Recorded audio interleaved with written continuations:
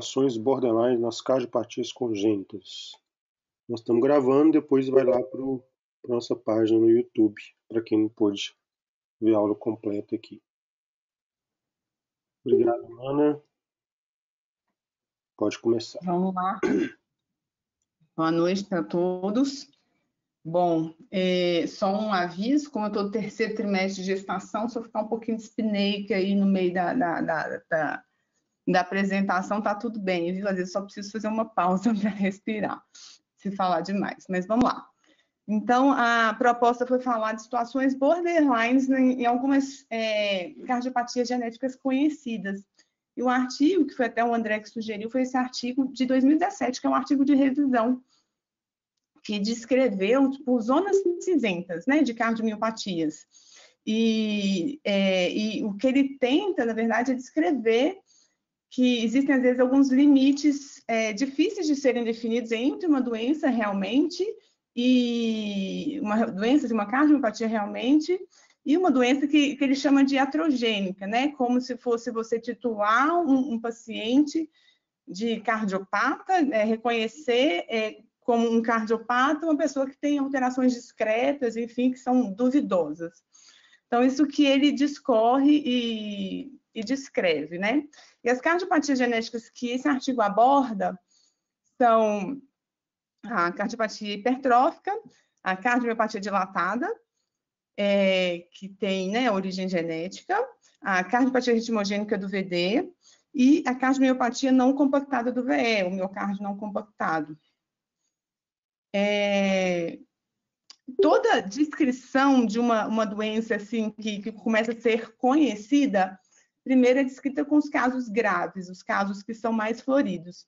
E à medida que se vai conhecendo, que vai se desenvolvendo métodos diagnósticos para essas doenças, vão se reconhecendo os casos leves, moderados e até os casos com, na verdade, alterações discretas. E muitas vezes essas alterações iniciais das doenças podem se sobrepor a variações fisiológicas. E o que esse artigo quer, na verdade, ressaltar é um cuidado em não fazer um super diagnóstico. Não sei se eu traduzi bem, overdiagnosis, assim, a palavra do artigo, mas não não exagerar no excesso de diagnóstico dessas cardiomiopatias descritas.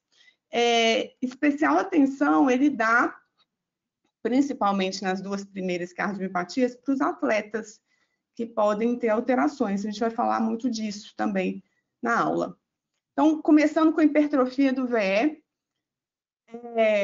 e aqui, né, essa é uma das situações que o artigo fala bem dos atletas, que existem adaptações fisiológicas nos atletas e que não podem ser consideradas patológicas, né? E cabe ao médico tentar diferenciar uma coisa da outra. Os atletas, especialmente os atletas de elite, eles chamam de atleta de elite aquele que participa de alguma atividade que seja competitiva, que exige um treinamento assim, muito rigoroso, né? Assim, são atividades de alta intensidade, treinamento muito rigoroso. Então, não é qualquer atleta, não é atleta casual. Esses atletas, eles sofrem adaptações do coração para se ter uma excelência competitiva.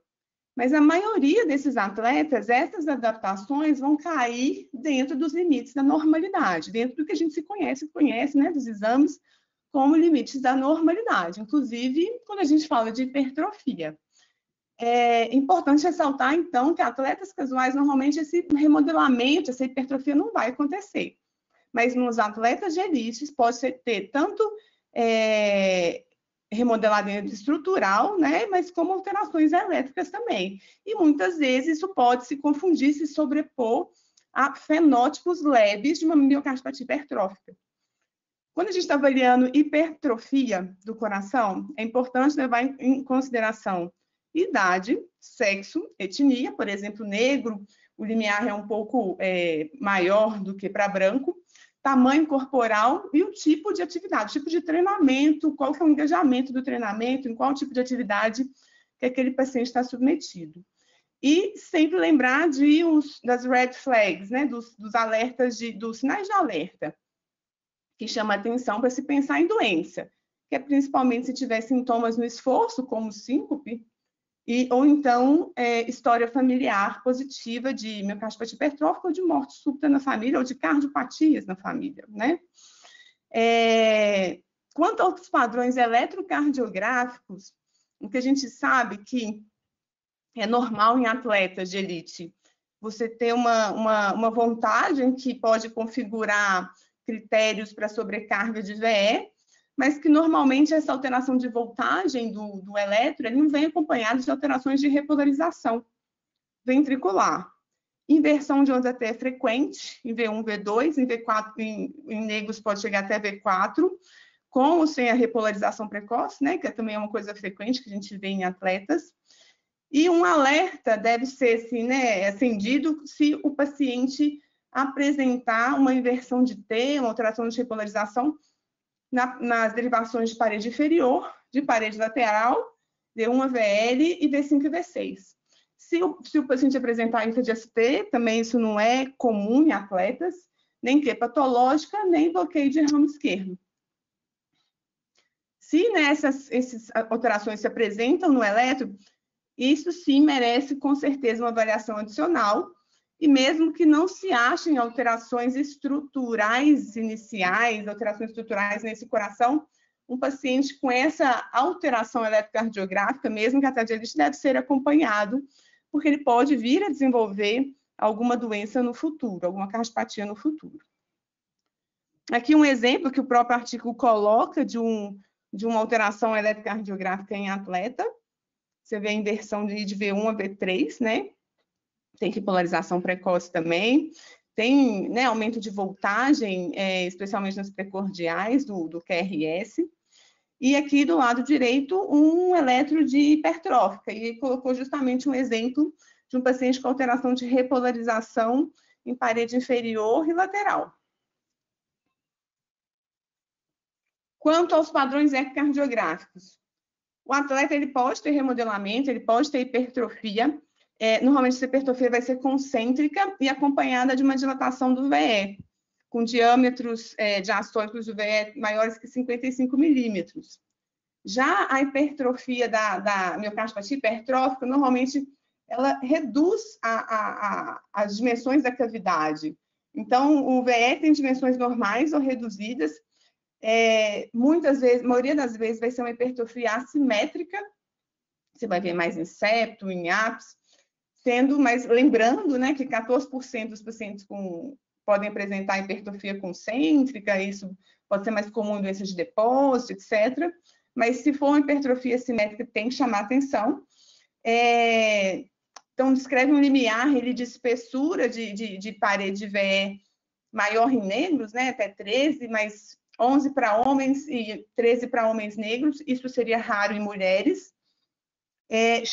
O artigo chama atenção também quando você tem uma espessura da parede apical, mesmo que ainda não atinja um critério, uma espessura tão aumentada, mas se ela ainda é maior que a basal, ou seja, espessura apical dividido pela espessura basal for maior que 1, isso é para se chamar atenção, para se pensar no possível desenvolvimento de uma cardiopatia, porque normalmente a parede, o miocárdio vai diminuindo até a porção apical. A espessura vai diminuindo. O movimento anterior, né, da válvula mitral também, a obstrução de via de saída de VE, tudo são sinais, na verdade, de uma miocardiopatia hipertrófica. Anormalidades diastólicas, não normalmente os atletas que não têm. Aumento de átrio esquerdo e hipertrofia de VD também são sinais que você vai pensar, na verdade, em doença, e não em adaptação fisiológica da atividade física. Aqui é um exemplo tanto de em cima ecocardiograma, embaixo ressonância, em cima mostrando ali uma espessura próximo de 13, tanto na esquerda, que seria um coração de atleta, quanto na direita, que seria uma miocardiopatia hipertrófica, mas mostrando que a cavidade do atleta é uma cavidade que não está reduzida, diferente da miocardiopatia hipertrófica. Embaixo na ressonância, mostrando que na direita, né, na hipertrófica, uma porção apical mais espessada, redução também de cavidade, e a esquerda tem uma hipertrofia, mas com a cavidade aumentada e a porção apical A é mais fina do que o restante da parede, né? São exemplos que eles deram. Outros exames para nos ajudar nessa diferenciação. A ressonância, normalmente a gente pede especialmente para ver hipertrofia segmentar e realce tardio. Hipertrofia segmentar, porque muitas vezes, às vezes o eco não consegue ter uma janela para ver todos os segmentos do coração, então a ressonância tem esse alcance melhor, né? Visualiza melhor todos os segmentos e consegue mostrar a hipertrofia segmentar, e o realce tardio e fibrose. Mas lembrando que na miocardiopatia hipertrófica, na fase muito inicial, às vezes a fibrose não vai ser tão frequente assim. Vai ser quando tem mais alterações, mais hipertrofiado mesmo. E nos atletas, não se sabe muito bem o valor de fibrose em atletas. Então, isso às vezes fica um pouco, para se diferenciar coração de atleta com uma fase muito inicial da cardiopatia hipertrófica, isso pode ter um valor limitado. Outros exames, teste de esforço, quando se tem uma queda da PA ou um incremento da PA no esforço menor que 25 milímetros de mercúrio, é um sinal de alerta, em se pensar em doença. Quando o esforço desencadeia TV não sustentada ou sustentada, um VO2 máximo atingido menor do que 50 ml por quilo minuto ou menor que 120% do predito para aquele paciente, também são sinais de uma doença incipiente, de um paciente que, na verdade, tem, né, alterações que parecem mais cardiopatia do que adaptações fisiológicas. Teste genético, que o artigo até coloca aqui, Aninha, não é? Aninha, Oi. eu vi que você vai mudar de tópico, por isso eu só intrometi. Em relação à fração de ejeção, também ele comenta alguma coisa, assim, tem que ser sempre normal no atleta, essa fração de ejeção, apesar da dilatação da câmara? Ele vai falar, eu vou falar mais disso, Marcos, na dilatação do VE. Na hipertrofia, quando você olha hipertrofia, ele não aborda tanto fração de ejeção, não. Aborda mais tamanho de cavidade. Na hipertrofia ser cavidade reduzida e no atleta ter o acompanhamento, além da hipertrofia ter uma cavidade aumentada. Mas na fração de ejeção ele fala na diferenciação das adaptações do atleta com a miocardiopatia dilatada. Aí eu vou te falar de fração de ejeção. E valeu. Bom, no teste genético, você vai pedir quando você tem uma suspeita maior de uma cardiopatia hipertrófica, quando tem, né, alterações que são muito sugestivas de patológicas, quando você tem história familiar. Você não vai pedir para todo mundo, porque tem o risco de você achar variantes de significado incerto, aquilo fica às vezes difícil de ignorar, fica aquela pulga atrás da orelha. Então, não é para pedir em todos os casos que você vê alguma alteração discreta, mas em quem você suspeita mais.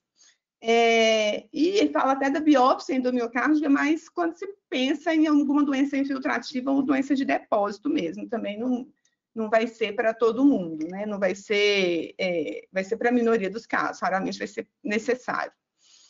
E nos casos que são muito duvidosos, a sugestão do descondicionamento, que eu acho que é o pavor aí dos atletas, ainda mais esses atletas de elite são ou viciados no esporte ou, né, vivem disso. Isso é sempre uma situação aí que quem trabalha com medicina do esporte é uma situação difícil. Mas, enfim, o descondicionamento seria você pedir para o atleta parar de fazer atividade física por 3 a 6 meses e vai repetir o eletrocardiograma. Mas até isso, o artigo chama atenção. Cuidado ao interpretar, por exemplo, a regressão de alterações de eletro. Existem alguns casos de cardiopatia hipertrófica em que o eletro dá uma melhorada depois do descondicionamento, mas a hipertrofia persiste. Então, você avaliar com cuidado também esses pacientes. Uma situação especial que ele colocou sobre os pacientes que têm um genótipo positivo, ou seja, ele já tem teste genético com variante considerada patogênica, causadora de hipertrofia, causadora de doença, mas que tem fenótipo negativo, que ainda não manifestou a doença. E ele coloca algumas situações, algumas considerações de achados de ressonância, como uma alerta para se ter cuidado, assim, para não classificar esse doente como um portador de uma miocardiopatia hipertrófica. Então, o que ele coloca? Nesses pacientes fenótipo negativo, você pode achar na ressonância criptas miocárdicas, alongamento de folheto de válvula mitral, feixes musculares paraceptais, aumento do volume extracelular no mapa T1 E algumas pessoas podem interpretar isso, às vezes, como uma cardiopatia incipiente, um sinal inicial, mas, na verdade, assim, não se sabe muito bem o que isso representa, se é uma alteração leve pré-clínica ou se é só um superdiagnóstico. Isso gera novos dilemas, que a gente não sabe o que fazer com esse paciente, não se tem uma recomendação formal para esses pacientes. Ele pondera muito que esse paciente, genótipo positivo, fenótipo negativo, não está isento de ter arritmia maligna, mas é muito raro. Então, via de regra, é considerado um portador de uma variante patogênica, ele é considerado um prognóstico benigno. O paciente que é portador tem um prognóstico benigno. E ele até ressalta lá que não é para... Se você está diante dessa situação, um paciente com genótipo positivo e fenótipo negativo, você não sair fazendo ressonância de todo mundo, mas das pessoas que têm maior risco, ou que tem história familiar, ou atleta de elite, e não, se você já tem eco normal, eletro normal e só a variante patogênica, de não sair fazendo ressonância para todo mundo, para não achar alterações que vão te deixar, na verdade, numa situação delicada. Bom, peguei o quadro do artigo só para poder resumir. Ele coloca lá, no caso das adaptações hipertróficas, o que é definitivamente fisiológico, então, os parâmetros considerados definitivamente fisiológicos, o que é definitivamente patológico, e aqui no meio, a zona cinzenta, que seria o paciente que não tem tanto sintoma assim, considerado patológico, então não tem sintoma no exercício, que só tem história familiar distante, não tem nenhum parente de primeiro grau, nenhuma história familiar florida, que tem distúrbio de condução, tem bloqueio de ramo, que pode ter uma hipertrofia concêntrica, mas que não atinge valores de espessura acima de 15, né? Ficam nessa zona aí mais intermediária, que o átrio também está num tamanho mais intermediário, aquelas alterações que eu falei de ressonância, alongamento de folheto de válvula, de criptas miocárdicas, o teste cardiopulmonar, né, com a queda da pressão, história familiar borderline, e que naquele paciente que você destrena, mas persiste com algumas alterações ainda no eletro, mas desaparece a hipertrofia. Então, são todas situações cinzentas, né? Que são pacientes que você tem que acompanhar, na verdade, para poder ver se fecha algum diagnóstico definitivo no futuro de cardiopatia hipertrófica. Agora, falando de dilatação do VE. Das adaptações fisiológicas também no atleta, que ele coloca essa situação como a situação mais crítica, né? E na cardiomiopatia dilatada, realmente. Então, atletas de elite, eles têm de 10% a 20% do aumento das câmaras, dos átrios e do ventrículos. Isso pode configurar um aumento de até 5 vezes no débito cardíaco desse paciente. Então, é uma adaptação para se ter uma performance cardíaca melhor. A dilatação do VE especialmente acontece em homens de maior porte, maiores, e que são atletas de endurance, que é o mais descrito. Esses dados aí de porcentagem são baseados em um artigo que ele descreve, com mais de 1.300 pacientes, em que 45% dos atletas de elite desse estudo tinham diâmetro diastólico de VE maior que 55 e 14 chegavam a ter diâmetro diastólico entre 60 e 70. E aqui, que ele fala da fração de ejeção, que a fração de ejeção em atleta pode ser reduzida no repouso. E ele descreve um estudo que coloca os ciclistas do Tour de France, que 12% dos ciclistas do Tour de France, nesse estudo aí, tinham uma dilatação do VE maior que 60 milímetros, uma fração de ejeção menor do que 52. Não tem assim, um teste diagnóstico considerado padrão ouro para se ter certeza de que aquelas alterações se tratam de um coração de atleta, né? Então, é um julgamento um conjunto de informações para você julgar se é realmente um coração de atleta. Novamente, ele coloca os sinais de alerta, as red flags, que é a história familiar, sintomas no esforço. Você sempre tem que prestar muita atenção nisso, que isso é um mau sinal. Dos padrões eletrocardiográficos, não tem, assim, sobre padrões, alterações de eletro em cardiomiopatia dilatada genética, tem poucas informações dessa situação específica. Mas deve-se chamar atenção, alterações, né, de STT, tem um estudo que mostra que pacientes com miocardiopatía dilatada, 42% deles vão apresentar alterações de STT. BAV, o bloqueio de ramo, nesse mesmo estudo, 55%, eles descrevem um estudo com mais de 400 pessoas. 55% tinham BAV, o bloqueio de ramo. E aqui chama atenção para a mesma coisa lá da hipertrófica, que é a inversão de T em parede inferior e lateral. Então, isso não é comum de atleta, isso daí tem que chamar atenção. Infra de ST, BRE, BAV de alto grau são todos sinais de alerta para se pensar em cardiopatia e não em adaptação fisiológica. E quanto à adaptação fisiológica, que eu já tinha falado também naquele slide da hipertrófica, é essa voltagem aumentada, que sugere sobrecarga de VE, mas sem alteração de repolarização, a inversão de T, V1, V2 e até V4 em negros, com ou sem repolarização precoce, e lembrando que até 3% dos pacientes podem apresentar BRD, e isso não tem maior implicação nos atletas, pelo que se tem de documentado. E quanto aos exames de imagem, normalmente a dilatação nos atletas, o coração de atleta é uma dilatação proporcional do VE e do VD, e os parâmetros diastólicos são normais. No coração de atleta, no atleta que tem a fração de ejeção reduzida, você pode lançar a mão de um eco de estresse, por exemplo, porque normaliza a fração de ejeção na hora que você demanda esse coração. Já na cardiomiopatia dilatada, além das dilatações, seria além dos limites da normalidade, né, com remodelamento esférico e com alteração de padrões de parâmetros diastólicos, você pode encontrar fibrose na ressonância e, se fizer um eco de estresse, essa fração de ejeção ela não vai melhorar, ela vai permanecer deprimida. É uma forma também de tentar diferenciar. Quanto a outros exames, o teste cardiopulmonar coloca, né, a performance, o consumo de O2 bom assim, nos atletas de endurance. E na cardiomiopatia dilatada, o VO2 raramente vai atingir mais de 40 ml por quilo por minuto, ou 84% do VO2 predito para a idade.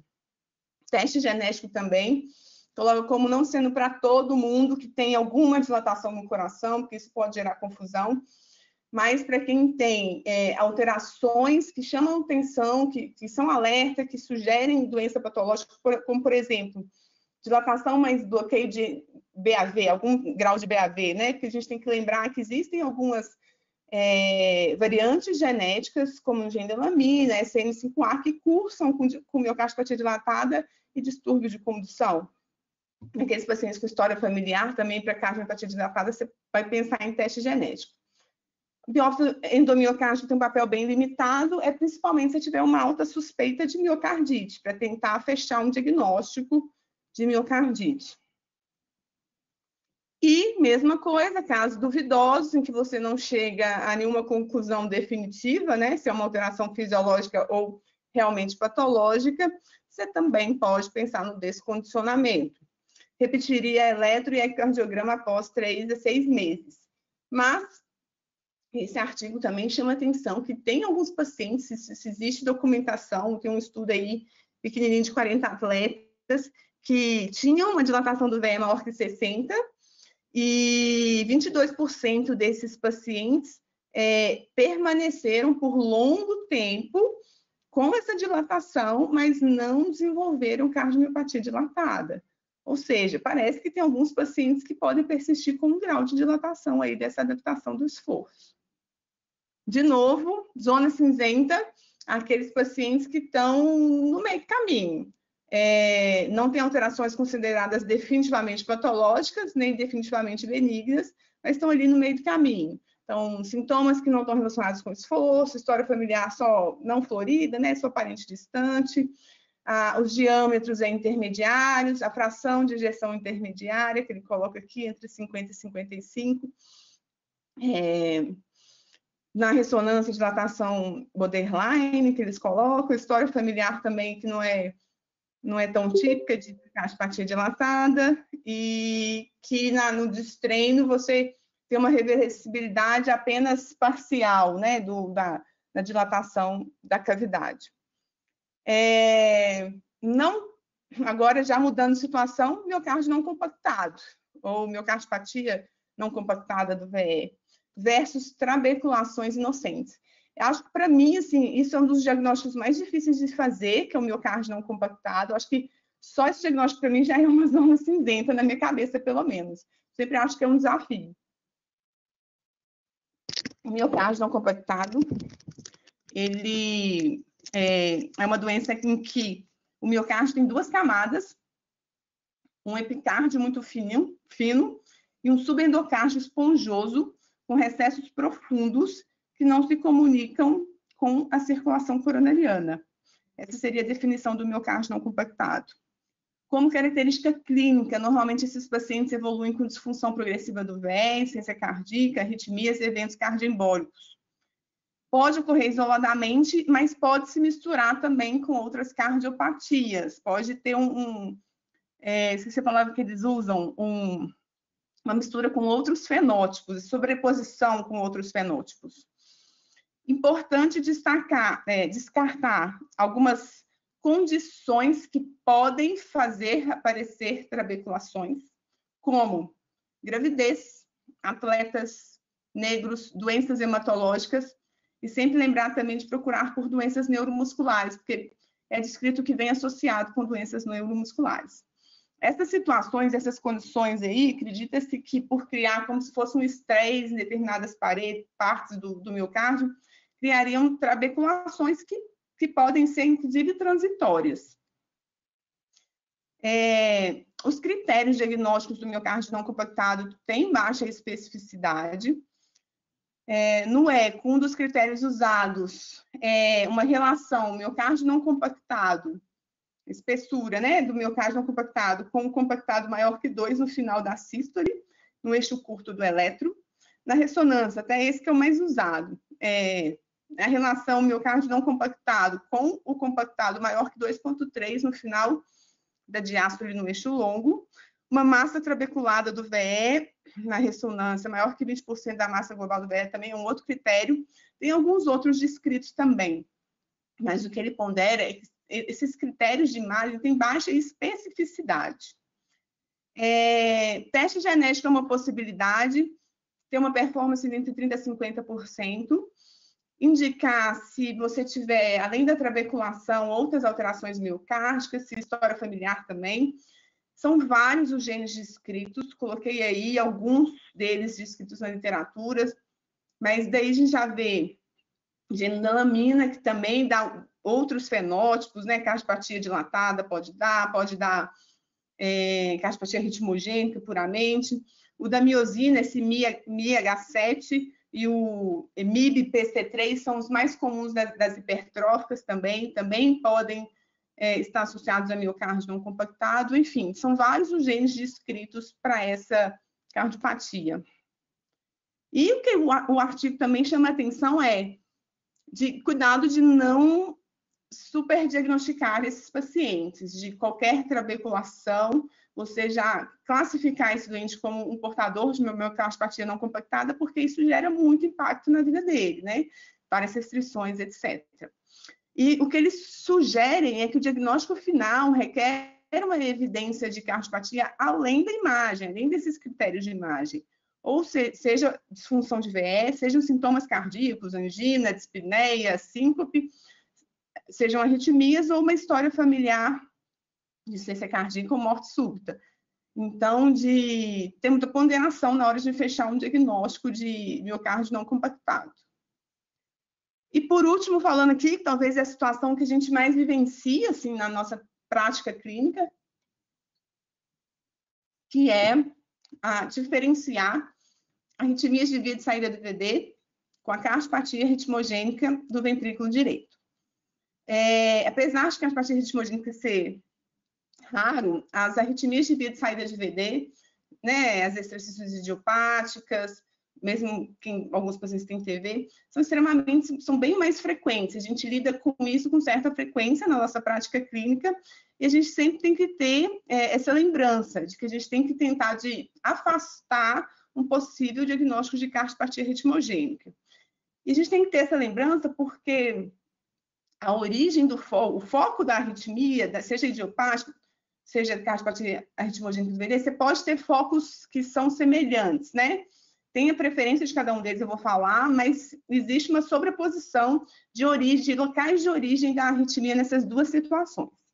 Então, falando primeiro de extrasístole de via de saída, idiopática, é muito comum, é benigna, tem um ótimo prognóstico.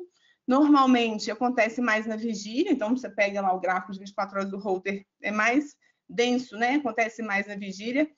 É suprimida pela taquicardia sinusal, por isso que é frequente a gente pedir teste ergométrico nesses pacientes, para ver se o esforço suprime essa arritmia. Costumam ser monomórficas.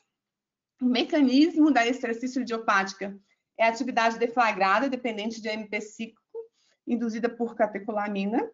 E é por isso que, num estudo eletrofisiológico, você consegue induzir a extrasístole idiopática através de uma estimulação atrial, um burst atrial, ou de uso de isoprel, que é uma medicação catecolaminérgica, né? Então, são situações que você consegue desencadear esse tipo de arritmia, mas não desencadeia por esse estímulo, por exemplo. Ocasionalmente, esses pacientes vão ter TV não sustentada e até sustentada, né? Alguns têm salvas de TVs. O miocárdio desse paciente é normal. Então, no mapeamento lá eletroanatômico, você não vê áreas de baixa voltagem, não vê sinais fragmentados. E os locais mais frequentes de origem dessa arritmia é via de saída e septo. Já na cardiopatia arritmogênica do VD, é uma doença genética, que é uma alteração das proteínas que conectam as células do miocárdio, né, os miócitos. E aqueles miócitos eles se separam, aquilo ali forma uma inflamação, uma substituição fibro-gordurosa e gera cicatriz. Extrasístoles nesses pacientes é comum na fase oculta, né, antes de manifestar as doenças, as alterações estruturais realmente, e é um preditor de mortalidade para essa doença.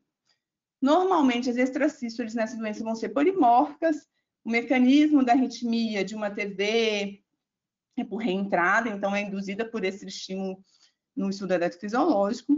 Você vai ver um miocárdio com cicatriz. Então, no mapeamento, áreas de baixa voltagem no VD. E os locais mais frequentes, é um pouquinho diferente lá da idiopática, isso aí é o triângulo da displasia, que eles chamam, que é o infundíbulo, parede diafragmática e apical.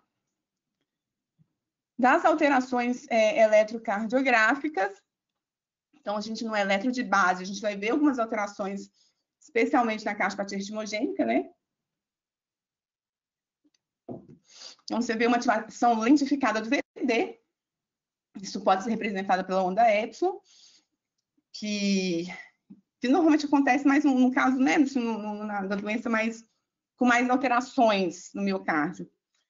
QRS acima de 110 milissegundos em V1 a V3, uma soma de duração de QRS de V1, V2, V3 maior do que 1.2 em relação a V4, V5, V6, inversão de T de V1 a V3, se na ausência de BRD, né? Isso é até um dos critérios lá que entram no diagnóstico, atraso da despolarização, a porção ascendente da S maior que 55 milissegundos de V1 a V3, e alterações no CGAR, a gente usa pouquíssimo, quase nunca CGAR hoje em dia, que seriam potenciais tardios de atividade elétrica fragmentada. A morfologia da arritmia. Então, normalmente, a via de saída do VD é um BRE com eixo inferior, e quando a arritmia se origina de porções mais inferiores do VD, você vai pensar mais na cardiopatia arritmogênica. Outros exames, biópsia, claramente vai ser usado nos casos duvidosos, quando você quer diferenciar de doenças inflamatórias, como sarcoidose, por exemplo, que pode ter alterações até parecidas. E teste genético naqueles pacientes que você encontra achados que são patológicos, que são sugestivos da doença, e na história familiar também, quem tem história familiar.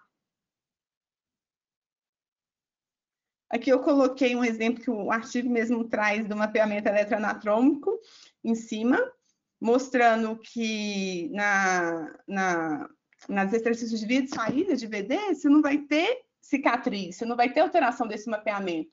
Já na cardiopatia arritmogênica, você vê uma grande área de cicatriz aí. do VD.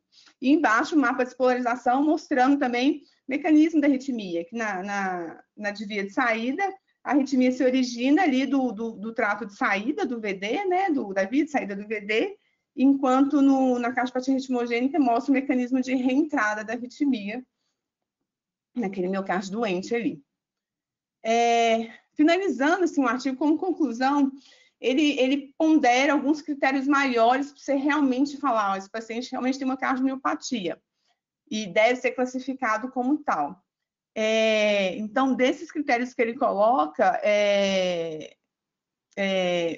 não compactação difusa, ocupando maior parte do VE, e não só, né, trabeculação apical, coisa segmentar, uma hipertrofia importante do VE, especialmente acima de 15 milímetros, e particularmente assimétrica, dilatação severa, né, do VD, especialmente além dos limites considerados normais de remodelamento, disfunção global ou regional do VE, obstrução de via de saída, especialmente seja no esforço, seja no repouso, arritmia frequente, que ele coloca com mais de 1.000 em 24 horas,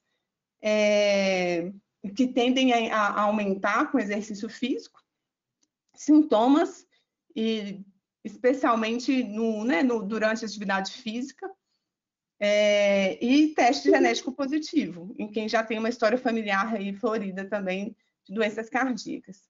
Para todos os outros assim, casos que não têm alterações definitivamente patológicas, os casos realmente borderlines, ele pondera muito que a gente não tem dados de literatura suficientes para indicar restrições a esses pacientes, como restrição de atividade física ou outros. E que você corre o risco de criar uma iatrogenia, né? Uma doença iatrogênica, que é o que estava no título, ao restringir esse paciente baseado em alterações que são duvidosas.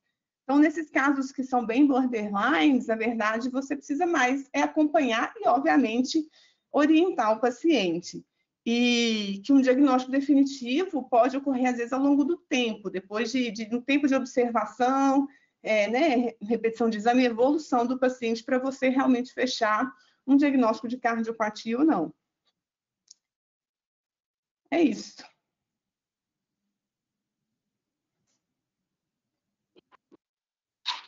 Parabéns, Aninha. Muito bom. Ótimo. Ideia aí.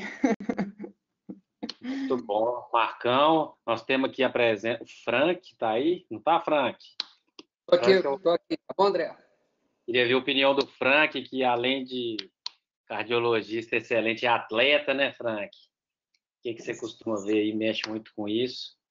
Meu diâmetro é maior que 60. Meu diâmetro é 62. Não, assim, né? Você quer que eu fale algumas coisas, André, em relação ao que Sim, claro, claro. Tá. Não, assim, né? Em relação a estrutura de parede, né? Como foi dito, assim, eu não peguei o início da aula, não, tá? Então, eu peguei já com alguns, não sei quantos minutos adiantado. Mas, assim, nos melanodérmicos, a gente vê uma espessura de septo até os 15, né? Existe um trabalho que eu não sei se é do Pelitia, não tenho certeza, é um trabalho mais antigo, mas acima de 15 você não vai... Assim, nós estamos falando de homens, né? Obviamente. Septo acima de 15 ou no máximo 16, que vê uma prevalência extremamente baixa, é patológico para pensar hipertrófica, né? E em especial em pacientes melanodérmicos. Então, pegar essa zona cinzenta de 12 e 15. Eu não sei se ele não falou no artigo, não prestei atenção, não vi. Ele fala de avaliar também a função diastólica. Né? Sim. Eu acho que a função diastólica alterada é um sinal de doença, que no atleta ele não vai ter disfunção diastólica. Exatamente, mas assim, eu não vi naquelas tabelas ali ser citada a função diastólica no artigo. Não fala parâmetros aqui, não. Tá. Depois até queria esse artigo, porque eu não sei qual que é exatamente, mas eu acho que eu não tenho, não. Lembrar que atletas também, né, eles podem ter um realce tardio, né, naquele insection point, né, na junção do VD com o septo. Então, assim, ver realce tardio não é sinal de patologia, já que atletas principalmente de endurance, né, por ter uma resistência das artérias pulmonares não tão complacente quanto a resistência sistêmica, então a sobrecarga no ventrículo direito de atletas é maior, né? Então, assim, eles podem fazer uma fibrosezinha ali, que até hoje não se mostrou patológica, né? Então, assim, não todo realce tardio em atletas é patológico. Você vai ver, na verdade, aonde está o realce tardio e que tipo de padrão, né? E sobre trabeculação, tem um artigo interessante, não sei se você viu, André, que saiu na JACC em outubro, de forma dilatada da MYH7, que, né, ela é clássica para hipertrófica, mas eles fizeram um compilado, juntaram vários grupos no mundo, e a prevalência, quando vai para a forma dilatada, tem muita trabeculação, tem trabeculação para caramba. Então, assim, é uma forma comum de dilatada, assim. Acho que é mais isso, né? E a questão do descondicionamento é o recurso último que, obviamente, nenhum atleta gosta. Marcão, muito bom. O Frank é maratonista, para quem não sabe. E isso é uma coisa que a gente pega muito, né? Assim, é uma coisa difícil, né? E que realmente separa, né? Um cara que tem, né, expertise, mas mesmo assim, para quem é acostumado, a gente tem que seguir. Eu acho assim, coisa importante é falar com o paciente da limitação dos nossos conhecimentos, né? André, só completar uma coisa que eu esqueci de falar, que eu acho que é importante. Posso só te Claro.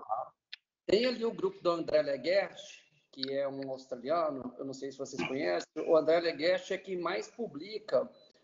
O Aaron Bades também, ali de Massachusetts, né, de Harvard, eles publicam pra caramba a teoria da questão do paciente que não tem uma doença, uma cardiopatia genética, mas faz uma cardiopatia induzida pelo esforço, né, com dilatação, entre aspas, prazer ritmogênico do VD-like, sem ter um componente genético, né? E aí ele tem várias publicações, em especial o André Leguerch, e ele questiona se é multifatorial, se são vários estímulos sem um repouso adequado. Ele questiona, talvez tenha um componente de polimorfismo que a gente não saiba, mas tem pacientes aí que têm uma cardiopatia induzida pelo esforço, né, que é mais de VD, mas sem componente genético, né, diferindo aí da cardiopatia ritmogênica do VD. Endurance, né, Frank? Sempre endurance, né? Eu estou falando pensando em endurance. Tudo que eu falei é pensando em endurance. Marcão, alguma coisa aí que você queira acrescentar? Bom, eu achei muito boa a aula, os comentários aí do Frank. O artigo é muito bom, acho que vale a pena ler mesmo. E o que chama mais atenção, assim, é para a gente realmente ter muita cautela antes de rotular um paciente, dar um diagnóstico, e todo diagnóstico vai gerar pelo menos uma intervenção, né? Ou parar de fazer exercício, fazer mais exames, buscar doentes na família, que às vezes até medicação, etc. Então a gente tem que ter muita cautela.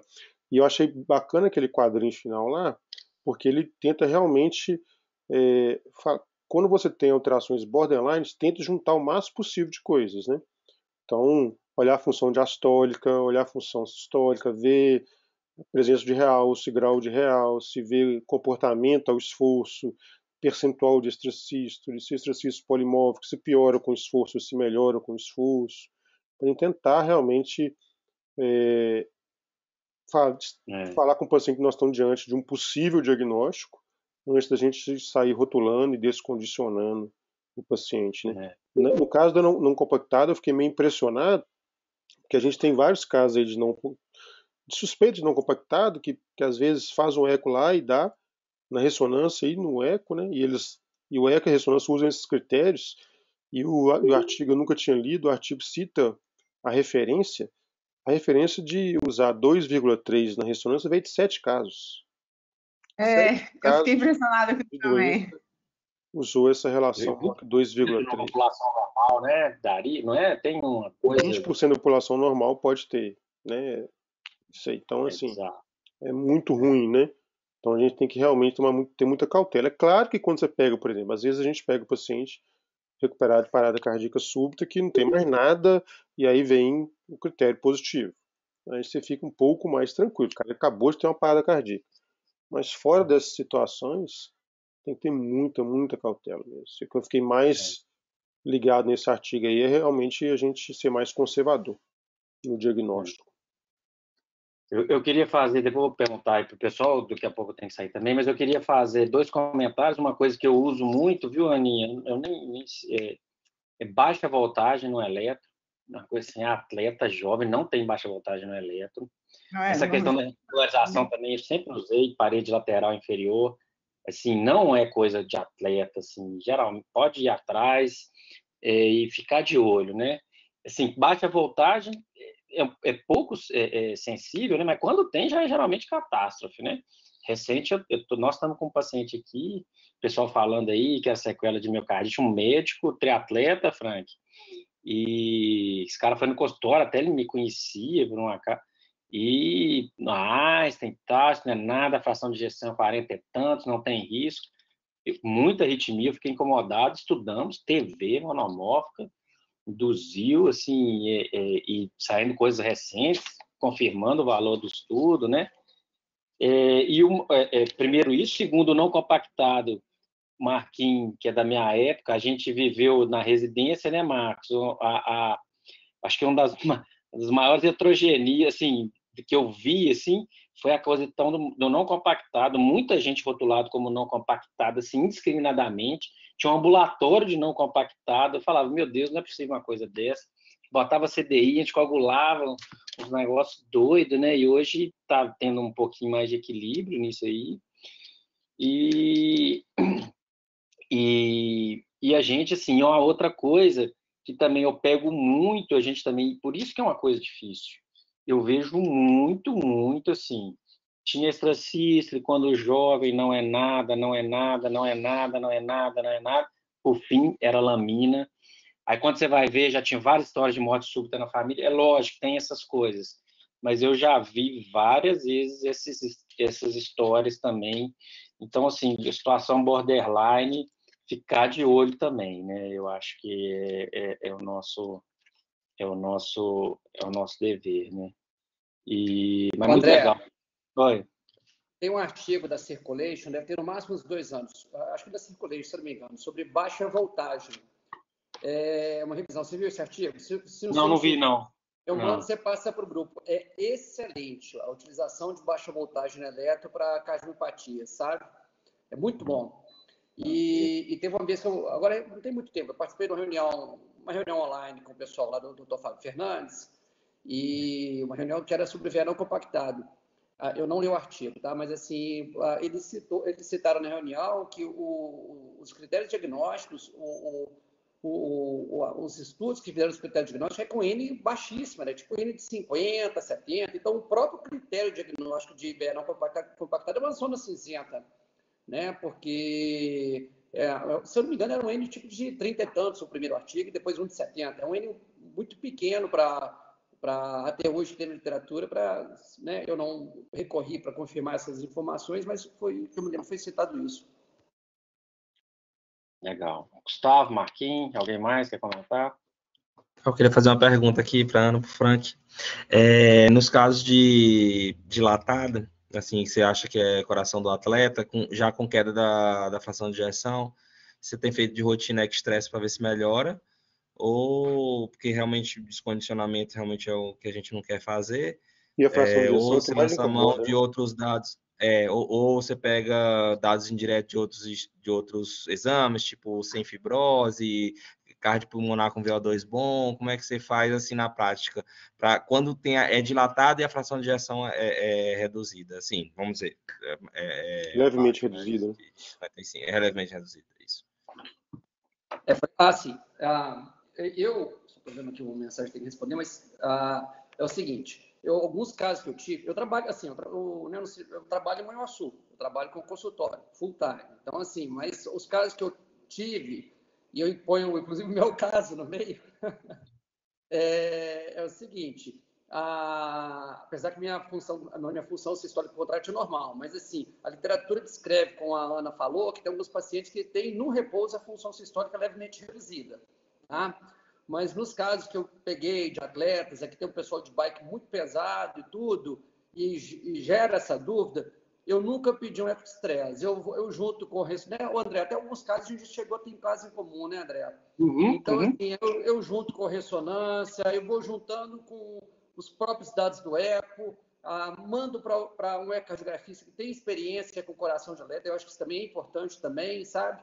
Mas falar que eu já pedi um eco de estresse para um paciente com a função sistólica no repouso levemente reduzida, não. E tem paciente que é o que vocês falaram, que é acompanhar. Eu tenho uns 2, 3 casos aqui, até em comum com o Marconi, que eu mandei o Marconi fazer para mim, que você fica um paciente até para teste genético também, sabe? Assim, e tinha um possível realce tardio, mas na verdade a ressonância também pode dar esse falso positivo, que é pegar ali um septal e a pessoa laudar como realce tardio, e era o caso. Aí a família estava disposta a investir, porque é atleta federado, na hora que repetiu a ressonância não tinha realce tardio no septo, que o primeiro levantou a possibilidade desse atleta federado ser hipertrófica. Mas, assim, ecostresse eu nunca pedi, não. Eu complemento com outros propedêuticos e vou juntando as pecinhas do quebra-cabeça. Também nunca pedi, não, mas depois de ler esse artigo, eu fiquei até... Eu acho que é uma ferramenta a mais, viu, Frank? Eu acho que... a gente tem caso comum, já tive recente um atleta do basquete, cara gigante, mas, assim, era a cara. Até o Falqueto me ligou, falou, André, que não tem dúvida, não, que é fração de atleta, de muito tipo, fração de ejeção levemente reduzida, mas eu acho que pode ajudar, né? Pode ser que ajude. O que é ruim também é aquele cara que, tipo assim, ele não é atleta profissional, como o Frank tá falando, é aquele esportista que faz muita coisa, entendeu?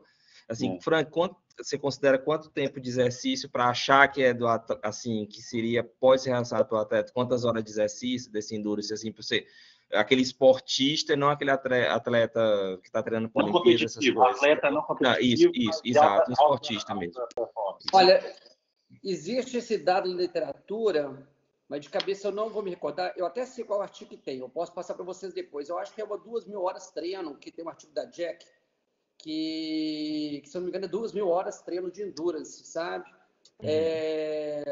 E assim, o remodelamento pode acontecer.